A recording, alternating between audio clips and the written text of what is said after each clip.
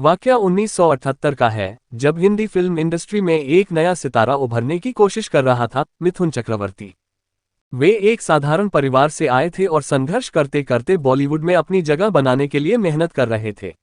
हाल ही में उनकी कुछ फिल्में आई थीं, लेकिन अब भी वह एक बड़े ब्रेक की तलाश में थे।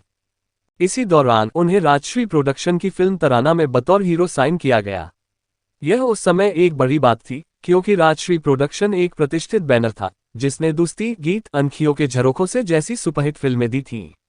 फिल्म की हीरोइन थी रंजीता, जो पहले ही इंडस्ट्री में अपनी पहचान बना चुकी थी। फिल्म की शूटिंग के लिए पूरी यूनिट को कश्मीर जाना था। रंजीता और बाकी वरिष्ठ कलाकारों के लिए शानदार गाड़ियों का इंतजाम किया गया। लेकिन जब बात मिथुन चक्रवर्ती की आई, तो प्रोड्यूसर ने उनके लिए कोई खास इंतजाम नहीं किया। मिथुन को एक साधारण वैन में बिठा दिया गया, जिसमें फिल्म के लाइट्स, कैमरा और अन्य उपकरण रखे हुए थे। वहां तकनीशियन, लाइटमैन और दूसरे क्रू मेंबर्स भी बैठे थे। ये देखकर मिथुन को झटका लगा, लेकिन वह समझ गए कि इंडस्ट्री में नए कलाकारों के साथ ऐसा ही होता है।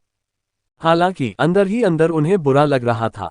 वह फिल्म के हीरो थे, लेकिन उनके साथ एक जूनियर आर्टिस्ट से भी कम सम्मानजनक व्यवहार किया जा रहा था।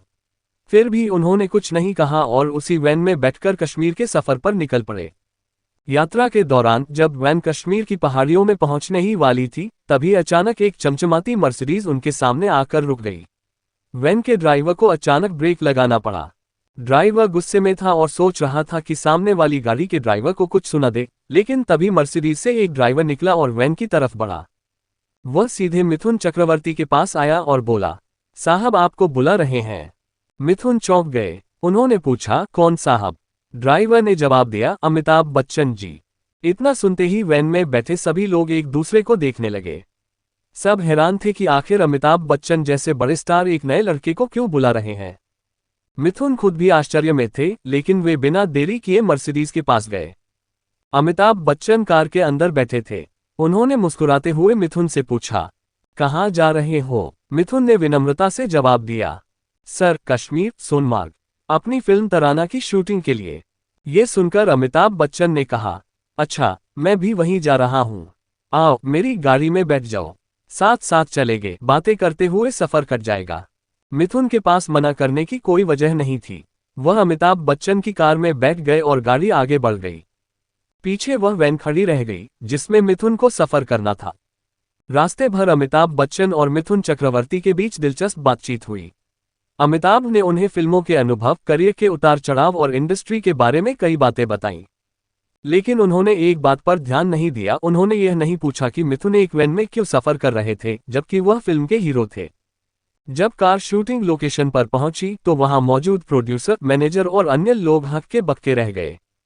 जिस मिथुन चक्रवर्ती को उन्होंने एक मामूली वैन में भेजा था, वह अब अमिताभ बच्चन की मर्सिडीज से उतर रहे थे। सभी लोगों को अब एहसास हुआ कि उन्होंने मिथुन के साथ गलत किया था। अमिताभ बच्चन ने वहां मौजूद सभी लोगों से हाथ मिलाया, फिल्म के लिए शुभकामनाएं दी और वहां से चले गए। लेकिन उनका ये छोटा सा कदम प्रोड्यूसर के लिए एक बड़ा सबक बन गया। इसके बाद शूटिंग के दौरान मिथुन चक्रवर्ती का खास ख्याल रखा गया। अब उन्हें कोई भी हल्के में लेने की हिम्मत नहीं कर रहा था। फिर जब शूटिंग खत्म हुई और टीम मुंबई लौटने लगी, तो मिथुन सोच रहे थे कि शायद उन्हें फिर से उसी वैन में जाना पड़ेगा। लेकिन अब कहानी बदल चुकी थी। अब प्रोड्यूसर खुद मिथुन के पास आए और कहा, आपके लिए एक गाड़ी तैयार है। अमिताभ बच्चन ने बिना कुछ कहे, सिर्फ अपने व्यवहार से पूरी इंडस्ट्री को एक बड़ा सबक सिखा दिया। हर कलाकार को उसका सम्मान मिलना चाहिए, चाहे वह नया हो या पुराना। मिथुन चक्रवर्ती इस घटना को कभी नहीं भूले और हमेशा अमिताभ बच्चन का आदर किया। हर कलाकार को सम्मान देना चाहिए। कोई भी छोटा या बड़ा नहीं होता, मेहनत और टैलेंट मायने रखता है। असली स्टारडम वही है जहां इंसानियत और दूसरों की इज्जत बनी रहे। अगर आपको ये कहानी पसंद आई, तो अगर यह कहानी आपको प्रेरणादायक लगी, तो वीडियो को लाइक करें, चैनल को सब्सक्राइब करें और अपने विचार हमें कमेंट में बताएं। मिलते हैं अगले वीडियो में, तब तक खुश रहें, स्वस्थ रहें और हमेशा दूसरों की इज्जत करें। जय हिंद।